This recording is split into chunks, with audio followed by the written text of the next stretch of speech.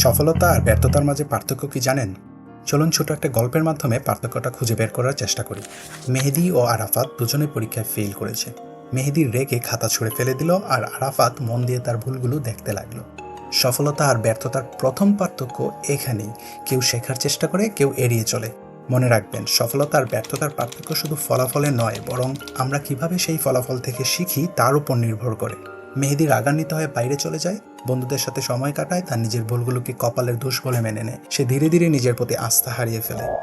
যারা ব্যর্থতা থেকে শিখতে চায় না, তারা নিজের সম্ভাবনাকে নিজেরাই আটকে রাখে। অন্যদিকে আরাফাত তার ভুলগুলো শুধরাতে শুরু করে। সে তার শিক্ষককে জিজ্ঞেস করে কিভাবে উন্নতি করা যায় এবং নিয়মিত স্টাডি করে।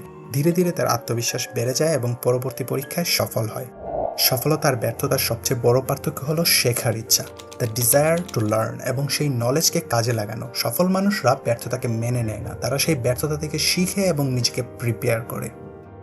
বন্ধুরা, অনেক সময় আমাদের মনে হয় যে ব্যর্থতা মানেই সব কিছুর শেষ।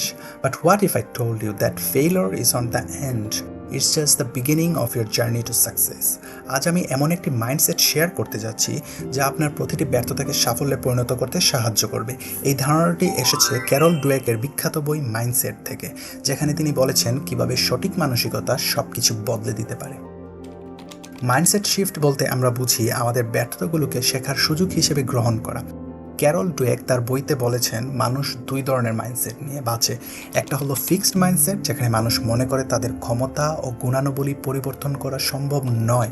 আরেকটি হলো গ্রোথ মাইন্ডসেট, যেখানে মানুষ মনে করে তাদের প্রচেষ্টা, শেখার ইচ্ছা, ধৈর্যের মাধ্যমে উন্নতি করা সম্ভব।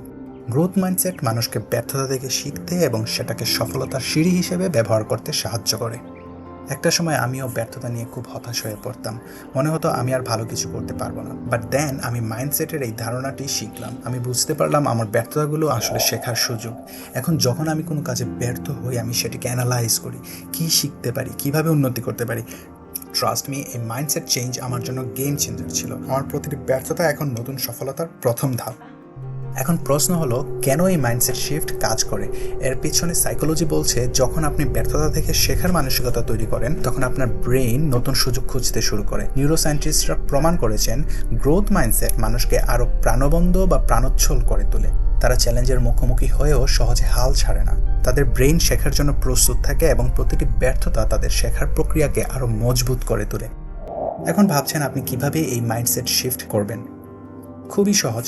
পরবর্তীবার যখন আপনি কোনো কাজে ব্যর্থ হবেন, নিজেকে জিজ্ঞেস করুন আমি এখানে কি শিখলাম, এবং সেই শিক্ষা পরবর্তী চেষ্টায় প্রয়োগ করুন। মনে রাখবেন, সফলতা আর ব্যর্থতার মাঝে পার্থক্য হলো শেখার ইচ্ছা এবং সেই শেখাটাকে কাজে লাগানো।